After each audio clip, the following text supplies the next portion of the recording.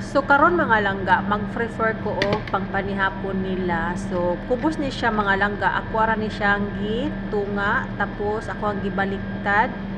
Gingunanan ako siya mga langga. Tapos butangan ako diha grind beef. Kanang grind beef mga langga, gibutangan ako na daan og bombay, kamatis o parsley, mga spicy mix, ana para naa siya'y lasa, asin, paminta powder. So gibutang nako diha sa kubos mga langga. So ngunana ra ko magbuhat og arayes kay ganahan man sila gingon anion nga pagkabuhat mga langga.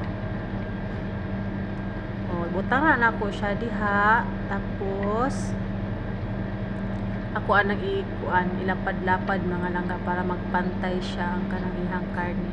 Ngunana na siya mga langga. Diba? Tapos itakom na ako na siya diha.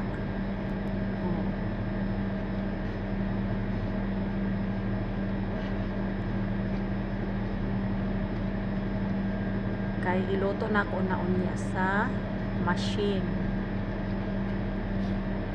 Na siya mga langga. Tapos ako ana siyang butangan og tubig. Butangan ako siyang tubig ilagmay mga langga para magdikit siya. Pasalamat na lang jud ta no ang kanang naata diri sa balay nagtrabaho kay ngano ang atong sweldo kada bulan jud ta na ay madawat.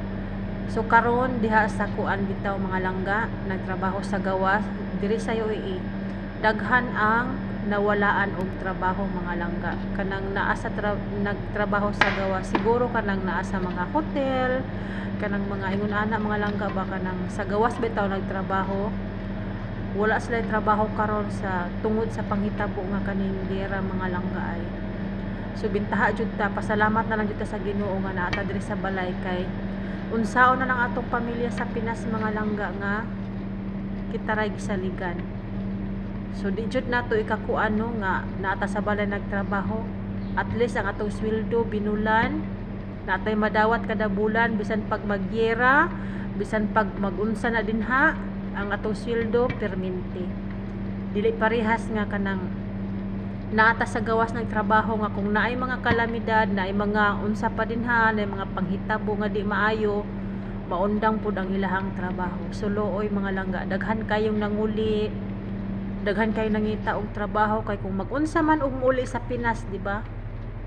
Kinsa may mutabang nato didto. Unsaon na lang atong pamilya, unsaon na natong binulan nga mga bayronon, napatay mga anak.